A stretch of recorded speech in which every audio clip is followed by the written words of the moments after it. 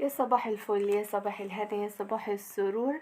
ازيكم يا حبايبي؟ عاملين ايه؟ وحشتوني جدا جدا جدا. قبل ما نبدا الفيديو بتاعنا يا ريت ننزل تحت نصلي على النبي ونقول اللهم صل وسلم وزد وبارك على سيدنا محمد وعلى اله وصحبه اجمعين. النهارده فيديو جديد من فيديوهات عالم هبة. طيب الفيديو النهاردة بيتكلم عن ايه يا هبة؟ زي ما حضراتكم شايفين كده في العنوان، هنتكلم عن 30 أكلة اقتصادية. يعني 30 أكلة اقتصادية ب30 يوم، يعني الشهر كامل. أفكار عبقرية بدون حرمان، هتشبعي ولادك من غير ما تحرميهم. طيب ايه هما الأفكار بتاعتك دي يا هبة؟ قبل ما نبدأ الفيديو بتاعنا، يا ريت ننزل تحت نعمل اشتراك. لو انت أول مرة تشوفيني تعملي اشتراك وتفعلي زر الجرس عشان يوصلك كل جديد. طيب وننزل تحت نصلي على النبي. طيب ايه هما ال30 فكرة بتوعك دول يا هبة؟ اول حاجة خالص هنعمل جلاش بالجبنة والزيتون. هتجيبي لفة جلاش، يا ريت تجيبيه مجبوش من بتاع السوبر ماركت، تجيبيه من هو بتاع المخابز، الفريش الصبح، عشان ما تهدريش منه كتير. هتلاقيه ما شاء الله لسه طري وفريش. بتاع المصانع ده بيتكسر، وهتلاقيه معظمه اصلا من ايام رمضان. تمام. هنجيب لفة جلاش ونعمله بالجبن والزيتون والفلفل الرومي، وتقطعي معاه بطاطساية وتعملي معاه شوية مكرونة. تمام. تاني فكرة ايه؟ هنعمل مكرونة بالصلصة زائد بيض مسلوق. هنعمل الصلصة بتاعتنا سواء بتعمليها بالثوم او البصل، تسلقي المكرونه وتقلبيها فيها. في تركه حلوه قوي في المكرونه انك ما تغسليهاش عشان تتشرب الصوص كويس، وبيبقى طعمها جميل جدا. وانت تروحي جايه سلقه معاها بيض، وممكن تحمري البيض ده في حته زبده وتعملي معاها سلطه. طيب تالت فكره ايه؟ هنعمل حواوشي بربع مفروم. نجيب ربع كيلو لحمه مفرومه، ومعاها بصلتين او 3 بصلات عشان تزودي الكميه، ومعاها قرنين فلفل، وتروحي جايه خلطاهم ببعض، حاطه التوابل بتاعتك، وفرداهم في عيش من اللي هما البلدي، العيش البلدي بتاع المدعم. وتعملي معاه طبق طحينه وطبق سلطه. رابع فكره ايه يا هبه؟ المسقعه. اعملي طبق مسقعه ومعاهم، والله دي بقى من احلى الاكلات واقرب الاكلات ليا. تعملي طبق مسقعه، تجيبي بتنجانتين كده وقرنين فلفل وبطاطسايه وكام طماطمية تعملي بيهم الصلصة بتاع المسقعة، وخلاص، وعيش وجرجير، وما شاء الله ربنا يديمها نعمة. بعد كده رقم 5. قبل ما نقول رقم 5 ايه، يا ريت تعملي لايك للفيديو بتاعي. انا شايفاكي اللي مش عامله اشتراك، يا ريت تشتركي معايا في القناه عشان يوصلك كل جديد. طيب رقم 5 ايه هي بقى؟ هتعملي سندوتشات بطاطس سوري وتعملي معاها تومية. مش شرط تعمليها في عيش سوري، ممكن تعمليها في العيش البلدي. ممكن وفري على قد ما تقدري. انتي مش معاكي امكانية انك تعمليها في عيش السوري، ممكن تعملي عيش السوري في البيت بكوبايتين دقيقة هيغرقولك الدنيا. مش عارفة او مش عارفة تظبطي الدنيا في عيش بلدي عادي. رقم 6. هتعملي كشري مصري. هتجيبي المكرونة والرز والعدس بجبة، وتعملي كشري وتحمري معاه شوية عيش محمص. رقم 7. هتعملي طاجن بسلة باللحمة المفرومة، بربع كيلو لحمة مفرومة. هتعملي طاجن بسلة، مش شرط نجيب لحمة قطع. لو عملتيه باللحمة المفرومة هيدي نفس الفايدة، فليه لأ؟ اعمليه بربع مفروم ومعاه شوية رز بشعرية وسلطة. طيب اي طبيخ في الدنيا ممكن تعمليه باللحمة المفرومة، مش شرط اللحمة تكون قطع. رقم 8. رز بالبشاميل وخضار. ممكن ناس كتير ما تكونش عارفة يعني ايه رز بالبشاميل ده، لكن دي من الاكلات عادة التدوير. يعني فاضل عندك مثلا شوية رز، حرام ترميهم، دول نعمة. وولادك بيحبوش الاكل الباقي. هتعملي ايه يا ست الكل؟ هتعملي شوية بشاميل صغيرين كده، وتقلبي معاه الرز، ممكن تحشيه، تحشيه بسلة بجزر، يبقى رز بالخضار بالبشاميل، وتروحي جايه حطاه في الفرن ياخد وش، وتديه احلى بالهنا على صحتكم يا رب. بعد كده رقم 9. عدس. تعملي طبقين عدس كده من اللي بتاكلوا بالعيش. تمام. ومعاه شوية بصل اخضر وشوية جرجير وعيش. في ناس بتعمل العدس ده بالرز، وفي ناس بتعمله بالشعرية. تمام. بعد كده رقم 10. كفتة رز. هتعملي كفتة رز، هتجيبي ربع مفروم، عايزة تضاعفي الكمية ممكن تحطي البطاطس هتضاعف معانا الكمية. كفتة الرز عشان المفروض ما تزوديش فيها رز كتير، عشان تبقى طعمها حلو. فممكن ايه، الربع المفروم مثلا تحطي عليه كوباية رز، وتحطي عليه ربع بطاطس، وتروح جايه فرماهم مع الخضره بتاعتهم، ومعاها شويه رز بشعريه، وتعمليها في الطماطم بتاعتك طبيخ. ممكن تعمليه مع بطاطس، تقطعي بطاطس كده قطع معاها، مع شويه رز مع مخلل، والحمد لله اليوم عدى. بعد كده 11 رقم 11 بيتزا بالخضار. مش شرط ما نعمل البيتزا نعملها باللحوم، ولادنا بيحبوا الاكلات السريعه دي، فليه ما نعملهاش بالخضار مثلا؟ بالخضار والجبنه، طماطم وفلفل وبصل وجبنه. في ناس بتعملها بالجبن، بس انت ممكن تروحي المطعم تطلبيها بالجبن. فممكن نعملها كده، مع شوية شيبسي، سواء شارياه من بره. ويا ريت ندعم اخواننا في غزة، ونشتريش الحاجات المقاطعة. هنشتري بيك شيبسي، تايجر، الحاجات اللي هي المصرية. او ممكن تعمليها في البيت ومعاها شوية بطاطس صوابع محمرة. بعد كده الأكلة رقم 12 هتعملي كشك دوت. طب انا ما عنديش شوربه يا هبه، الكشك ده بيتعمل بالشوربه والدقيق. طب انا ما عنديش شوربه يا هبه، هنستخدم الشوربه اللي احنا قلنا عليها ايه في الفريزر، اللي هي من حاجات الطوارئ بتاع الفريزر اللي لازم تكون موجوده عندنا في البيت.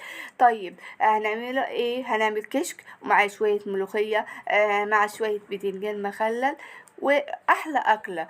بعد كده عودي ولادك، قبل ما نقول رقم 13، عودي ولادك على ان هم ياكلوا كل الاكل المتوفر. احنا دلوقتي ماشيين اهو من غير حرمان. عملنا كذا مرة باللحمة المفرومة. هنعمل تاني بقى رقم 13 حواوشي البطاطس بالبسطرمة. ممكن كتير ناس ما تكونش عارفاه، بس سهل وجميل. هتعملي البطاطس تسلقيها وتهرسيها، وهتعمليه حواوشي بالبسطرمة، ومخلل، ومعاه شوية مخلل او معاه مكرونة. رقم 14 بصارة وعيش ومخلل. رقم 15 خلاص احنا عملنا لحمة مفرومة كتير مثلا. ممكن اليوم دوت نغيره ونجيب سمك المكاريل. ليه بقول سمك مكاريل؟ عشان السمك دوت يعتبر من الاسهل الاسماك عند الاطفال، يعني مبيبقاش فيه سل كتير. الاطفال ما بتنزعجش من الاكل بتاعه، ونفس الوقت مفيد وصحي وحلو. هنعمل صينية سمك مكاريل، او عايزة تحمريه في الزيت براحتك، ومعاه شوية رز صيادية وسلطة. وممكن تعملي معاه طحينة. رقم 16 هنعمل بطاطس مهروسة. هنقضي بقى اليوم دوت أكل شعبي. بطاطس مهروسة، وممكن تعملي بابا غنوج وشكشوكة وسلطة. رقم 17 ممكن نعمل في اليوم ده بقى تغيير، نعمل كفتة برغل بربع مفروم، ربع مفروم وعلى برغل، ونفرمهم مع بعض. وبعد كده نعمل معاه مكرونة ومخلل. رقم 18 هنعمل عجة مصري. العجة المصري دي هتجيب مثلا 5 بيضات، على كام معلقه دقيق، على الخضره، على بصلايه، وتروح جايه مقلباه مع بعض وحطاه في قلب الفرن. هيبقى عامل زي الكيكه كده. بتقطعيه وتروح جايه حطاه في قلب اطباق، وتاكلوه بالعيش والمخلل. رقم 18 الفول النابت مع رز بشعريه. رقم 20 هنعمل بقى النهارده مكرونه بشاميل اهو. الشهر ما شاء الله عملتي فيه كذا مرة أكلات، بس في نفس الوقت أكلات اقتصادية، في نفس الوقت محرمناش ولادنا، في نفس الوقت أكلات مشبعة للولاد. رقم 20 مكرونة بالبشاميل. هتجيبي ربع فرخة، اللي هو ربع الصدر. تمام، الصدر بيبقى فصين، هتاخدي ربع بس، وتروحي جايه مقطعاه قطع صغيره، هتعمليه زي النجرسكو كده. على فكرة اقسم بالله المكرونة بشاميل بالفراخ احلى 100 مرة من المكرونة بشاميل باللحمة المفرومة. واللي عايز يعاركني يعاركني. بعدين قدام المكرونة بشاميل مع شيبسي ومخلل. وعدينا اليوم 20. هنعمل ايه تاني يا هبة؟ هقولك قبل ما انا شايفاكي لسه ما عملتليش لايك، عشان تدعميني وعشان اقدم لك كل جديد وافكار جديده. يا ريت تعملي اشتراك عشان يوصلك كل جديد في قناه عالم هبه. طيب رقم 21 ايه يا هبه؟ هنعمل كشري اسكندراني. دي عملنا الكشري المصري مره، هنعمل بقى بكشري اسكندراني بالعدس الاصفر، وهنحط جنبه طماطم مخلله وبطاطس محمره. طيب رقم 22 ممكن بقى لو امكانيتك تنفع مع الكشري الاسكندراني، بيحب البيض اللي هو المسلوق، هتسلقيه وتحمريه في حته زبده وبيتاكل معاه. بعد كده هنعمل ايه؟ كفتة الرز. رقم 22 هنعمل كفتة الفراخ، معلش، كفتة فراخ بربع فرخة برضو، ربع صدر. هتروحي جاي نص الصدر هتجيبيه وهتفرميه مع بصلة مع شوية خضار بقدونس مع قرن فلفل مع رومي وقرن اخضر، وتفرميهم مع بعض وتعمليها كفتة وتعملي معاها مكرونة وسلطة. عملنا مرة كفتة البرغل، المرة اللي بعدها ننوع نعمل كفتة فراخ. بعد كده رقم 23 لازم يكون عندك في التلاجة جبنة قديمة. جبنة قديمة بقى معاها طماطماية وخيار، تقطعي معاها طماطماية وخيارة مع حبة زيت صغيرين، تعمليها بالطحينة. بصي ابدعي. ومعاها شوية فول بالصلصة أو فول بالثوم أو فول بالدقة. بعد كده تعملي معاها شوية بتنجان مخلل. رقم 4 وشوية عيش كده وجرجير ومخلل، والله بصي في حتة ثانية الأكلة ديت، في حتة ثانية. رقم 24 ممكن تعملي ايه؟ كوسة بالبشاميل مع بربع مفروم. هتعملي صينية كوسة بالبشاميل وتقدميها مع سلطة ورز أبيض. رقم 25 ممكن بقى نغير ده، رنجة، سردين، مع شوية بطاطس محمرين مع سلطة مع كام رغيف سخنين مع بصلاية مع شوية جرجير. انا جعت. رقم 26 هنعمل نغير بقى النهاردة. عملنا مثلا محشي، اي هبه انت هتقضيها كده اكلات اقتصاديه، اكلات اقتصاديه مش هنجيب ولا فرخه، لا ممكن نجيب فراخ. ممكن مثلا الفرخه اللي احنا كنا جايبينها وعملنا الصدرين، مره عملنا كفته رز، مره عملنا مكرونه بشاميل، هيفضل مثلا وركين نعمل الوراك مع شويه محشي مع شويه ملوخيه وخلاص ونقدم على كده. عايزه تجيبي فرخه، خلاص احنا وفرنا كتير، عايزه تجيبي فرخه للولاد تفرحيهم بيها، هاتيها فرخه كامله. ليه لا؟ طالما الميزانيه تسمح ما تبخليش على نفسك.